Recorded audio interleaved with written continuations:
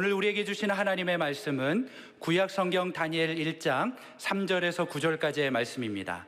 제가 가지고 있는 성경은 구약 성경 1231페이지가 되겠습니다. 주신 말씀 다니엘 1장 3절에서 9절까지의 말씀을 함께 교독하시겠습니다. 3절입니다. 왕이 황관장 아스부나스에게 말하여 이스라엘 자손 중에서 왕족과 귀족 몇 사람 곧 흠이 없고 용모가 아름다우며 모든 지혜를 통달하며 지식에 통달하며 학문에 익숙하여 왕궁에 설만한 소년을 데려오게 하였고 그들에게 갈대아 사람의 학문과 언어를 가르치게 하였고 또 왕이 지정하여 그들에게 왕의 음식과 그가 마시는 포도주에서 날마다 쓸 것을 주어 3년을 기르게 하였으니 그 후에 그들은 왕 앞에 서게 될 것이더라.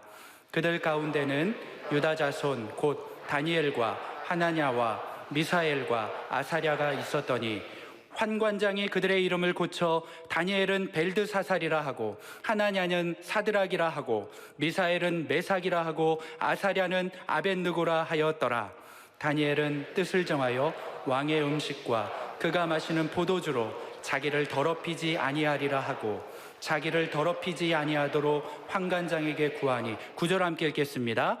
하나님이 다니엘로 하여금 환관장에게 은혜와 긍휼을 얻게 하신지라. 아멘.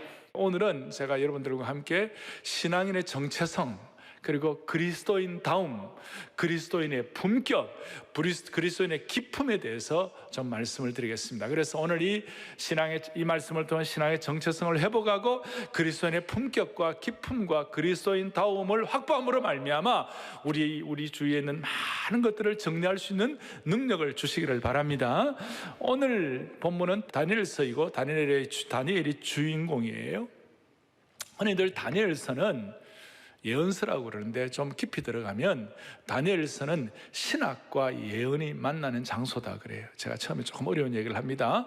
흔히들 우리가 예언이라고 그러면 앞으로 뭐가 일어날까 뭐 이런 얘기를 하는데 왜 예언을 합니까? 흔들리는 인생 가운데, 어려운 상황 가운데 예언이란 것은 신앙이 흔들리는 사람들, 특히 박해받고 핍박받는 소외자들에게 믿음으로 굳게 설 수 있도록 붙잡아주는 역할을 하는 것이 예언이다. 그래서 이 예언서를 통해 신앙 중심 좀 제대로 잡으라. 또 하나는 다니엘서는 신학이 만난다고 그랬는데 다니엘서 신학의 강조점은 여호와 하나님의 절대적인 주권이에요. 제국과 시대와 황제들을 통치하시는 전능하신 하나님의 신비한 영광에 눈을 뜨라. 이 다니엘서 주제예요. 잘못된 자유주의 신학자들 가운데서는 다니엘을 폄하하는 그런 사람도 있지만 영적인 눈이 안 열린 사람은 무슨 말을 못하겠어요. 영적으로 눈이 열리지 않으면, 하나님의 신비한 영광에 눈이 열리지 않으면 무슨 얘기를 못하겠어요. 그런데 예수님은 이 다니엘의 이 예언과 신학에 대해서 예수님의 도장을 꽉 찍어버리셨어요. 다 함께 마태복음 24장 15절을 또박또박 같이 보겠습니다. 같이 보죠. 그러므로 너희가 선지자 다니엘이 말한 바 멸망에 가증한 것이 거룩한 곳에 선 것을 보거든 뭐예요? 읽는 자는 깨달을진저.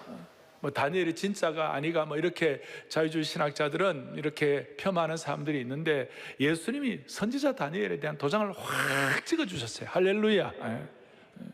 그러므로 이 다니엘서를 통하여 우리는 신앙의 중심을 잡는 예언과 하나님의 절대 주권의 핵심인 신학이 만나는 장소라는 걸 깨닫고, 이 배교의 시대에, 안티 기독교의 시대에, 사이비 기독교의 시대에 우리가 하나님이 안 계시는 것 같은 답답한 상황에 있는 분들이 있다고 한다 할지라도 우리가 이 가운데서 그리스도인다움, 그리스도인의 품격, 그리스도인의 기품, 신앙의 정체성을 확인하는 축복이 있기를 바랍니다. 자, 제일 먼저 우리 본문 해석을 좀 보겠습니다. 뭐라고 되어 있습니까? 3절 4절에 보니까 당시 대제국 바벨론이 유다 왕국을 침공을 해가지고 이스라엘 자손 중에서 왕족과 귀족들을 데려가서 왕족과 귀족들을 포로로 끌고 갔어요. 그리고 그때 1차 포로로 잡혀갔을 때에 이 선지자 다니엘이 한 16세쯤 되어서 끌려갔어요. 16세쯤. 아주 예민하고 불안한 청소년 시기에 끌려갔어요. 그 나이에 물건처럼 끌려가는 그런 다니엘을 여러분 상상해 보시기 바라요. 그리고 3절에 그 다니엘은 왕궁에 설 만한 소년이 되어가지고 나중에 이제 뒤에 보면 나옵니다만 거의 70여 년을 3대 제국에 걸쳐서 다니엘은 왕궁에서 봉사를 했습니다. 많은 성경학자들은 왕궁에서 70년을 있기 위해서는 다니엘은 아마 어릴 때 거세를 당했을 것이다, 환관이 되었을 것이다, 그런 해석을 하는 분이 있는데 저는 그에 대해서 인정을 하는 것이, 다니엘이 잡혀간 그곳에서 왕궁이지만 평생 섬겨야 할 제국의 왕들은, 느부갓네살 같은 왕들은 아주 잔인한 왕이었고, 거기에는 부모도 가족도 아내도 없이, 그래서 혼자서 다니엘은 평생을 섬겨야 되었었어요. 그러니까 인간적으로 보면 눈물이 날 수밖에 없는 상황이에요. 조국의 멸망과 함께 산산조각이 난 청소년의 꿈이 산산조각이 나버렸어요. 하루 종일 눈물이 음식이 되는 비참한 처지였어요. 무슨 노력을 해도 가능성이 보이지 않는 상황이었죠. 다니엘이 겪었던 가장 큰 고통 중에 하나는 제가 볼 때는 외로움이라고 생각해요. 아무도 없는 거예요. 90세가 될 때까지 그는 혼자 살았어요. 우리처럼 무슨 교회도 없고 가족도 없고 조국도 없고 생중계 예배도 없고 제대로 된 성경, 우리처럼 66권 정경도 없고 기가 막힌 바벨론적 환경이었어요. 그래서 오늘 첫 번째로 생각할 것은 뭐냐면, 예수 잘 믿고 구원받은 하나님의 백성에게도 바벨론적 상황이 있다는 것이, 예수 믿고 구원받은 성도들에게도 바벨론이 있다는 것이, 성경에서 말하는 바벨론은 인간이 만든 우상을 즐기고 하나님을 대적하며 인간의 교만과 탐욕으로 가득 찬 곳이라고 말할 수 있습니다. 여기는 사람들을 공포와 불안을 갖게 하고 황폐하게 하는 곳이라고 말할 수 있습니다. 이것은 성경에만 그치는 것이 아니라 오늘 저와 여러분의 삶의 현장도 이런 바벨론이 있을 수가 있어요. 우리의 바벨론은 다니엘처럼 쫓겨난 장소가 될 수도 있고, 왕따 당하는 장소가 될 수도 있고, 직장에서도 예수 믿는다 그러면 왕따 당하는 그런 사람들이 있다면 그것이 바벨론이 될 수가 있고, 외로움의 장소가 될 수 있고, 눈물이 뚝뚝 떨어지는 장소가 될 수도 있습니다. 직장 상사가 부정부패하는 장소, 사기치고 타협하는 그 장소가 오염된 그곳이 오늘날 바벨론이 될 수가 있는 거예요. 그러니까 오늘 제가 거기에 써놓았죠. 뭐라고 써놓았습니까? 우리가 신앙을 지키기 위하여 애를 쓰는데 우리 신앙 지키지 못하도록 세속화된 상황, 공격당하는 장소가 바벨론이 될 수가 있다는 것이. 더더구나 제가 하나님을 신실하게 섬기는데도 불구하고 우리 성도들 가운데 죽음과 사투를 벌이는 병에 걸려가지고 병이 점점 더 심각해지는 상황이라면 그 장소가 바벨론이 될 수가 있는 거예요. 제가 마음 아픈 것 중에 하나는, 어떤 성도들은 수술을 하고 싶어도 수술을 할 수 없는 암 말기가 돼가지고 어떻게 할 수 없는 온몸이 퍼져가지고 제가 그거 보면 너무나 가슴이 아픈 거예요. 그런 상황 자체가, 하나님의 백성들이 고통당하는 장소 자체가 바벨론이 될 수가 있는 것이. 예수 잘 믿어도 이런 바벨론의 환경이 있을 수가 있다. 그러면 두 번째로는 뭔가? 두 번째로는 바벨론에서 우리는 어떻게 신앙의 정체성을 지켜야 하나? 여기서 우리는 바벨론에서 우리는 신앙의 정체성 유지가 필요한데 어떻게 해야 되나? 오늘 3절부터 7절까지 보니까 본래 다니엘과 하나냐와 미사엘과 아사랴, 이 네 명이 대표적으로 그들의 신앙을, 정체성을 지킨 사람들인데, 이 사람들이 나중에 이제 창시 계명을 하죠. 바벨론식 이름으로. 다니엘은 벨드사살이라고 그러고, 그 다음에 사드락과 메삭과 아벳노고라는, 모두가 다 하나님의 백성의 아름다운 이름으로 있다가 모두가 다 이방신과 연결된, 그 당시에 말뚝이라는 이방신과 바벨론의 신과 연결된 그런 이름, 좋지 않은 이름들로 바꿔줬어요. 이럴 때 어떻게 정체성을 지키는 거야? 신앙의 정체성이란, 제가 거기에 기록해 놓았습니다. 신앙의 정체성이란 어떤 곳에서도 한결같은 당신의 모습이다. 신앙의 정체성이 없으면 우리의 신앙도 없다. 여러분 동의하십니까? 예? 한결같은 우리의 모습. 그렇다면 올바른 신앙의 정체성은 뭔가? 남이 나를 어떻게 보느냐, 그거 갖고 내 신앙의 정체성이 결정되는 거 아니에요. 외부적 환경 때문에 내 신앙의 정체성이 결정되는 것이 아니에요. 혹은 내가 나를 어떻게 보느냐, 내가 나를 이렇게 본다, 나는 이런 존재다, 이런 식으로 보는 거, 그것도 어떻게 보면 신앙의 정체성이 아니에요. 그러니까 남이 나를 어떻게 보느냐, 내가 나를 어떻게 보느냐, 이것이 신앙의 정체성이 아니고 진정한 신앙의 정체성은 하나님이 나를 어떻게 보시는가, 이게 올바른 신앙의 정체성인 줄 확신해야 되는 것이, 하나님이 나를 어떻게 보시고 하나님이 나를 어떻게 생각하는 것인가. 아니, 여러분 자신은, 저와 여러분은, 우리 자신은 내 것이 아니에요. 우리 자신은 남의 것도 아니에요. 우리 자신은 누구의 것이에요? 하나님의 것이에요. 이걸 우리가 하나님 앞에서 올바르게 신앙 정체성을 가지고 고백할 때 그때부터 길이 열리기 시작하는 것이에요. 그래서 이사야 선지자가 하나님 우리를 어떻게 생각하는지 이사야 43장 1절 2절 우리가 또박또박 같이 우리 주님 앞에서 합독하겠습니다. 야곱아, 너를 창조하신 여호와께서 지금 말씀하시느니라. 이스라엘아, 너를 지으신 이가 말씀하시느니라. 너는 두려워하지 말라. 내가 너를 구속하였고 내가 너를 지명하여 불렀나니 너는, 아멘, 너는, 이것이 우리의 신앙의 정체성인 줄로 확신해야 되는 거예요. 하나님이 나를 어떻게 생각하나. 그래서 2절 보세요. 그 정체성을 가지면 크게요, 너가 물 가운데로 지날 때에 내가 너와 함께 할 것이라. 강을 건널 때에 물이 너를 침몰하지 못할 것이며 너가 불 가운데로 지날 때에도 타지 아니할 것이요 불꽃이 너를 사르지도 못하리니. 아멘, 아멘.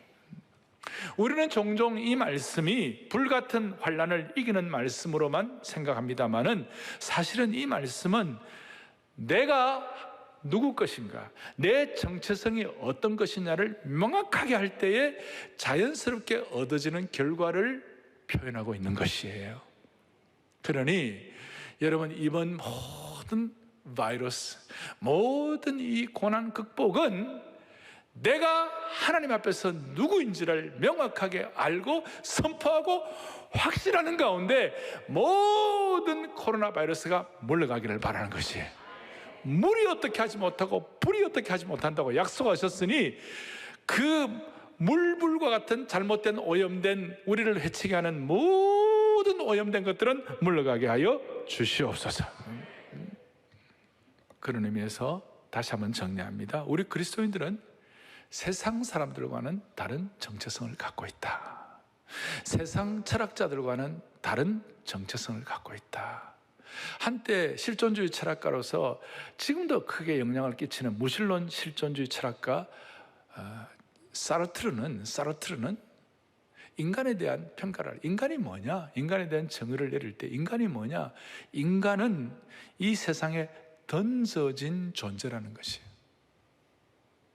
이 세상에 던져진 존재라는 거예요. 그런데 이것은 내가 나를 판단하는 것이고 세상 철학이 인간에 대한 평가라는 것인데, 그러나 우리 성경은 그렇게 말하지 않아요. 우리 주님은 그렇게 말하지 않아요. 우리의 정체성은 주님이 우리에게 뭐라고 하셨어요? 아버지께서 나를 보내는 것이 요한복음 20장에 나도 너희를 뭐에 보내노라. 나도 너희를 보내. 그러니까 우리는 사르트르처럼 던져진 존재가 아니라 우리는 보냄받은 존재인 것이에요. 이것이 오늘 키예요. 이 예배를 드리면서 우리가 철저하게 우리가 확인하는 것이, 그리스도인들은 세상 철학과는 전혀 다른 방식의 정체성을 갖고 있다. 우리는 무신론 철학자 사르트르의 말처럼 세상에 던져진 존재가 맞다 아니다? 다시 한번, 맞다 아니다? 아니다. 예수님께서 말씀하신 것처럼 우리는 세상을 향하여 뭐예요? 보냄받은 존재이다. 보냄받은 존재.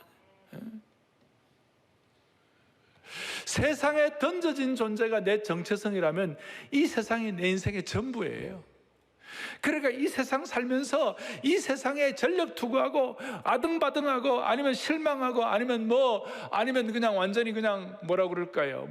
허탈하고 공허를 느끼고 아니면 그냥 악착같이 뭘 하든지 그렇게 하는 거예요. 그리고 나름 인생을 주체적으로 살아야 한다 하는 것 때문에 내 인생은 내가 주체성을 가져야 한다는, 주체적이라는 말이 나쁜 건 아니지만 우리가 우리 자신의 정체성에 관해서 주체성을 갖는 것이 아니에요. 우리의 주체성은 하나님이 주시는 것이에요. 그러니까 다시요, 그러니까 이 세상에 던져진 존재라면 이 세상에서 내가 원하는 대로 아등바등 내 마음대로 막 열심히 살 거예요. 그러나 우리는 하나님의 대사로서 세상에 보냄받은 존재이기 때문에 우리는 보냄받은 존재로서의 신앙의 기품을 가지고 신앙의 디그니티, 품격을 가지고 그리스도인의 정체성을 가지고 살아가는 줄로 믿습니다. 그래서 바울은 그런 고백하죠. 우리 중에 아무도 자기를 위하여 사는 자가 없고 자기를 위하여 죽는 자도 없다다. 세상이 내 정체성을 규정하지 못한다는 것이.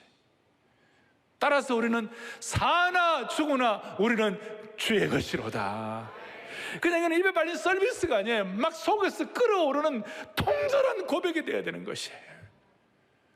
오늘 온생예 온라인 생중계로 예배드리는 모든 사랑의 교회 영가족 여러분, 전 세계에서 같이 이 시간 인터넷으로 함께 참여하는 주의 백성들이요, 우리 모두는 하나님의 백성들은 어떤 실존주의 철학자가 말한 대로 세상에 던짐받은 존재가 아니에요. 우리 모두는 예수님이 말씀하신 대로 예수님의 하늘과 땅에 있는 모든 권세를 지니신 그분이 우리에게 약속하셨어요. 세상을 향하여 보냄받은 존재인 줄로 믿습니다. 여기서 우리의 거룩한 품위가 나타나는 것이에요. 여기서 우리가 몸을 함부로 내어 던지지 않는 것이에요. 여기서 우리가 아무렇게나 사는 존재가 아닌 것이에요. 우리는 하나님이 우리를 보는 존재, 하나님 앞에서의 존재예요. 아무도 없을 때 하나님과 나와 단독적으로 주님과 만나는 존재예요. 자, 첫 번째, 예수 믿어도 바벨론적 환경이 있을 수 있다. 두 번째, 우리 모두는 주님 앞에서 약속을 하기를, 마음에 간절한 소원을 하기를, 바벨론에서도 우리는 하나님이 주시는, 예수님이 주시는 정체성을 지키게 하여 주시옵소서. 자, 세 번째는 이 정체성을 갖고 살아갈 때 반드시 도전이 들어와요. 반드시 누가 여러분들을 어렵게 하는 경우가 있어요. 오늘 다니엘 같은 경우는 어떤 정체성에 대해서 어떤 도전이 들어왔죠? 음식 문제로 도전이 들어왔어요. 음식 문제로. 그리고 당시 음식은 하나의 먹는 정도가 아니라 문화의 정수였어요. 그리고 그 당시에 음식은 여기 이제 뒤에도 다 이렇게 우리가 종합적으로 해석을 해보면 그 음식은 어떤 음식인가? 왕궁의 음식들은 대부분 우상에게 절하고 우상에게 바쳐진 음식이었어요. 특별히 고기 같은 것들이. 그래서 다니엘은 이 문제에 관해서 내가 이렇게 우상에게 바쳐진 음식을 다니엘도 고기 먹었지만 오늘 여기서는 이 정체성에 관한 도전이 들어왔을 때에 다니엘은 우상에게 바쳐진 음식을 가지고 내 정체성을 오염시킬 수는 없다, 이렇게 생각하고 다니엘과 세 친구는 받아들이지 아니하고 딱 자기 정체성을 지켰어요. 정체성을 지켰어요. 나는 하나님이 통치하는, 물론 겉으로는 바벨론 왕국에 살지만 나는 하나님 왕국의 통치가 우선이지, 나는 세상 황제가 왕이 주는 호의를 받아들이고 왕의 힘과 권위로만 살아가는 인생이 아니고 나는 하나님이 주시는 정체성으로 살아가는 하나님의 백성이야. 이걸 다 마음을 갖고 세 가지를 했어요. 첫째는 8절에 뜻을 정했어요.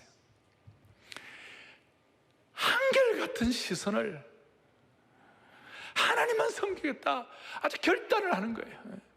모든 시선을 주님께 드리고 전능하신 하나님을 느낄 때 바로 그 자세에 뜻을 정했어요.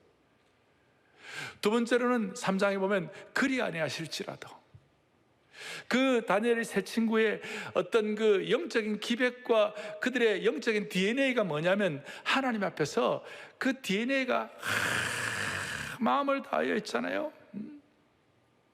그리 아니하실지라도 믿음의 절개를 지키는 것이,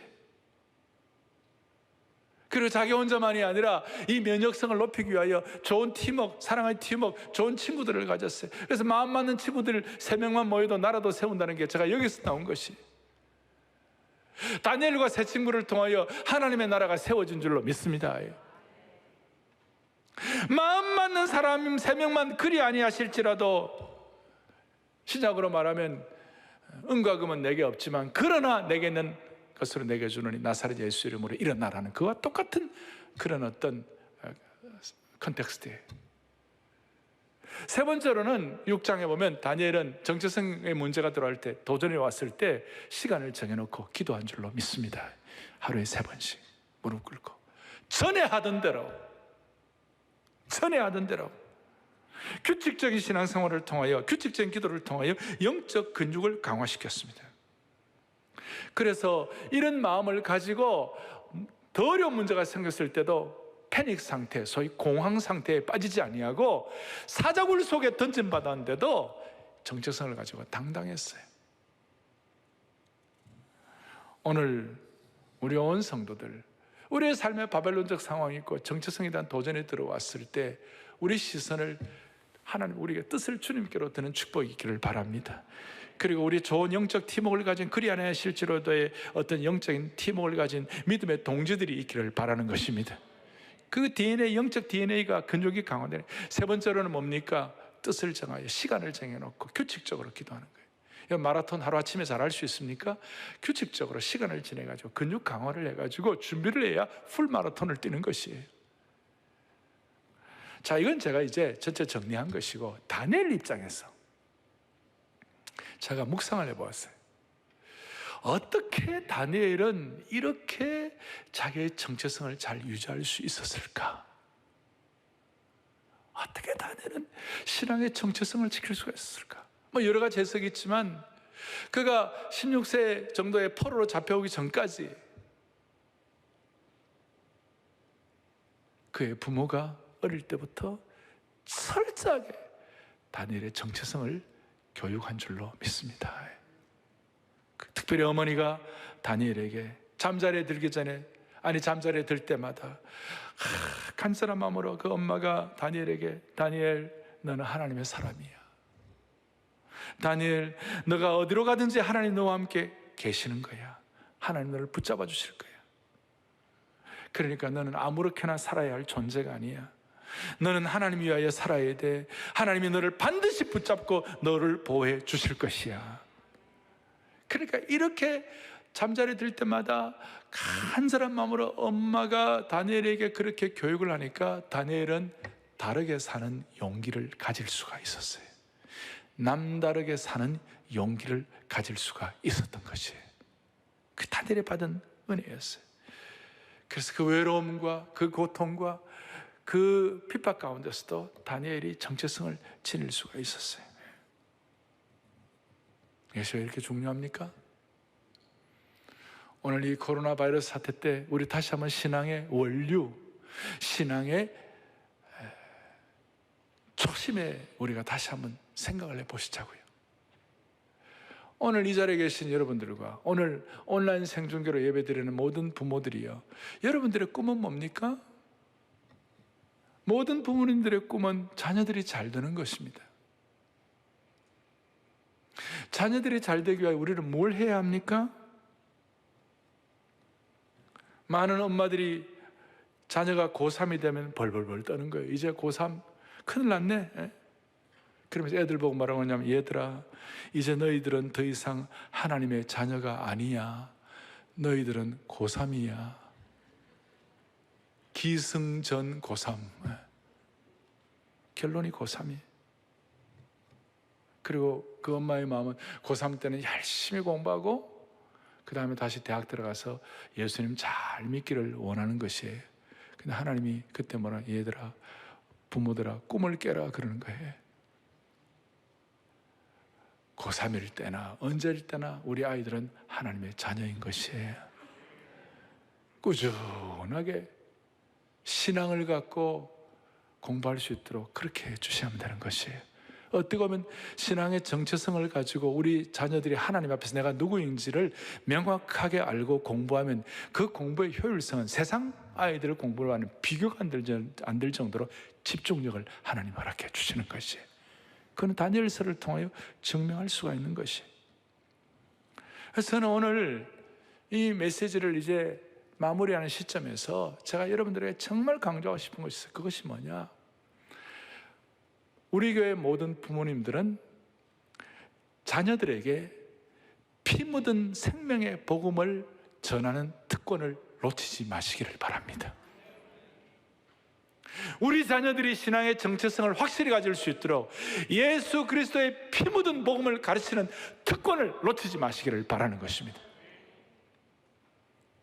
모든 부모님들은 자녀들과 1대1로 너는 복음을 알아?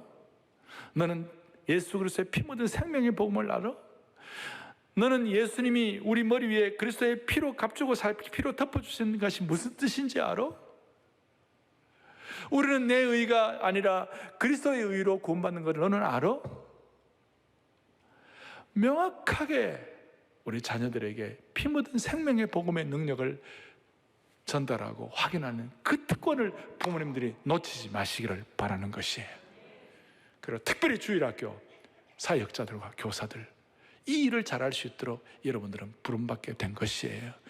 이 많은 우리 교회 자녀들이 말이죠, 중고등부 할 때까지는 예수님 믿다가 대학 들어가고 예수님 팔아먹고 그 신앙생활 안 하는 그런 가정, 그런 자녀들이 얼마나 많은지 몰라요.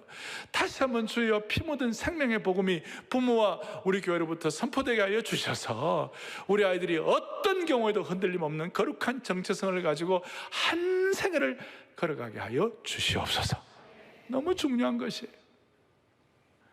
많은 교회가, 많은 부모들이 너 이렇게 살아라, 도덕적으로 이렇게 살아, 이렇게만 얘기하지 피 묻은 생명의 복음을 말해주지 않기 때문에 도덕적으로 우리가 사는 건 한계가 있어요. 생명의 역사와 성령의 역사에 인치심을 받으면 도덕적인 문제는 자연스럽게 따라오게 되는 거예요. 할렐루야. 다니엘은 그 부모에게 어릴 때부터 너는 하나님의 사람이야, 하나님이 너를 붙잡고 계셔, 너는 하나님의 온전한 백성이야. 오늘 온 생애 온라인 생중계로 예배드리는 모든 성도들 가정마다, 오늘 이 예배를 드리는 주의 권속들 가정마다 피 묻은 생명의 복음이 다시 한번 확인되게 도와주시옵시고, 우리 온 성도들의 자녀들은 이 생명의 복음의 전사들이 되어가지고 다시 한번 한국교회에 성령의 계절이 돌아오기를 바라는 것이에요. 코로나 바이러스를 통하여 우리가 이걸 다시 한번 재현할 수가 있고 다시 한번 정리할 수 있다면 오히려 이 일을 통하여 우리는 복음의 역사를 펼칠 수가 있다고 믿는 것입니다. 말씀을 정리하겠습니다. 성도에게도 바벨론이 있을 수 있고 바벨론의 정체성을 지켜야 되고 지키려고 할 때 도전이 오지만 그러나 그 결과는 어떻게 되는가? 잘 지키면 우리는 다른 사람들에게 귀한 영향력을 끼칠 수 있는 삶을 살아갈 수가 있는 것입니다. 영향력 있는 사람 되는 거예요. 17절에 보니까 17절 또박또박 같이 보죠. 하나님이 이 내 소년에게 학문을 주시고 모든 서적을 깨닫게 하시고 지혜를 주셨으니 다니엘은 모든 환상과 꿈을 깨달아 알더라. 아멘. 다니엘은 바벨론 제국의 최고의 학문의 수준을 갖게 된 것입니다. 당시 바벨론은 그 이전에 아수르 제국을 멸망시키고 세워진 새 제국이었어요. 아수르 제국은 뭘 갖고 있었는가? 아수르 바니팔이라는 그 시대의 세계 최고의 유명한 도서관을 갖고 있었어요. 그 도서관을 바벨론이 점령하고 도서관을 접수했어요. 거기에 있는 방대한 책들을 통하여 사회개혁과 점성술과 수학과 천문학과 언어와 신화들, 지리들을 다 흡수하고 통달했어요. 통달했다고 그랬어요. 통달했어요.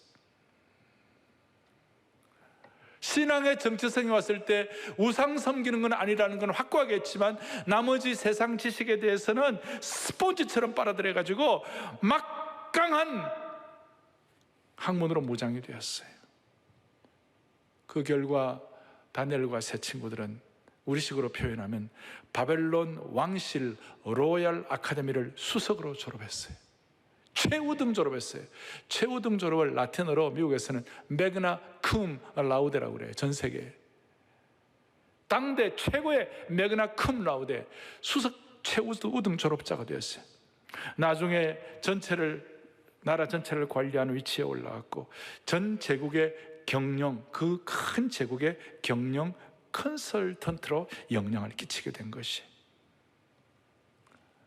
그리고 그 영향력을 가장 가까운 사람이었던 직속상관 황관장에게 영향을 끼치고 가장 높은 사람이었던 바벨론 황제에게 영향을 끼치고 그 다음 세대 사람들, 오늘 다니엘서를 읽는 오고 오는 모든 세대에게 영향을 끼친 줄로 믿습니다.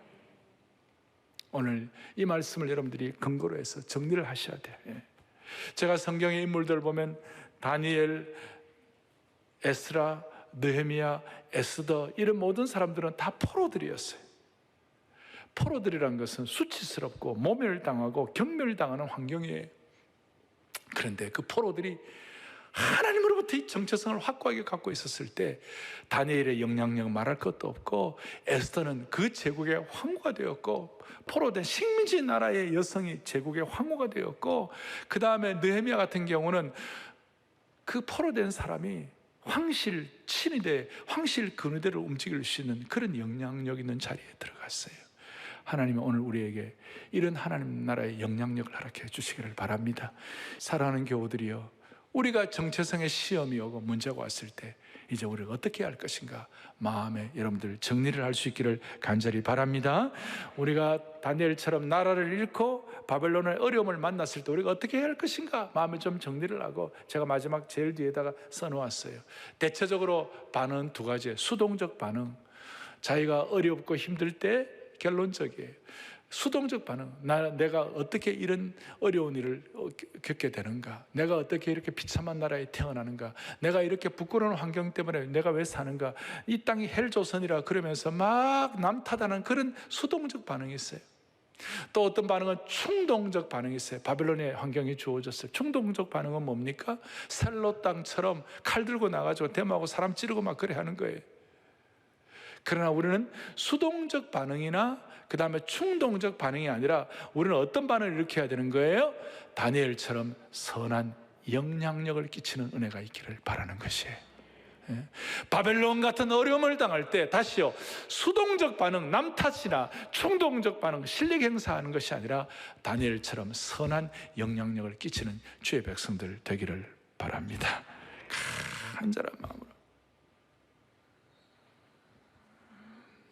우리 한국교회의 손양원 목사님은 사랑의 원자탄으로 오고 오는 세대에 기독교의 사랑이 무엇인지 영향력을 끼쳤고, 장기려 박사로 인하여 소외당한 수많은 사람들이 치료를 받음으로 기독교적 섬김이 무엇인지가 깨달아졌고, 가나안 농군학교의 김용기 장로님을 통하여 수많은 사람들이 기독교적 의식혁명을 경험해가지고 새마을 운동의 원초가 된 것이, 오늘 우리의 마음에 기도의 제목을 갖도록 하십시다. 하나님, 다니엘처럼 우리가 시대적 영향력을 끼치고 품격을 지키고 극하기 위하여, 첫째는 하나님, 우리 모두가 다 하나님 나라를 위하여 규칙적인 기도를 통한 거룩한 훈련을 하게 하여 주시옵소서.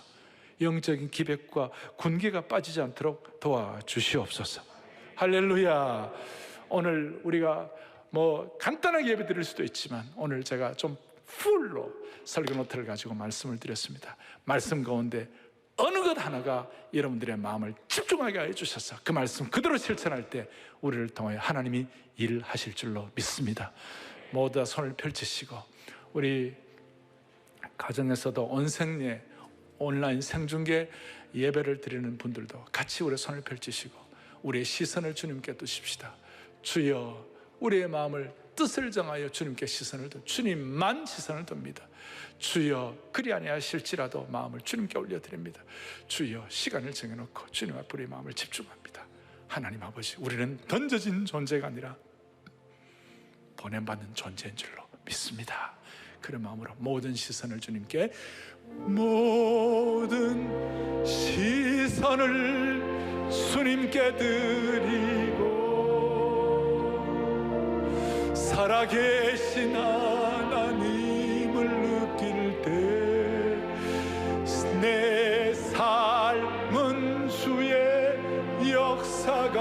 되고 하나님이 일하기 시작.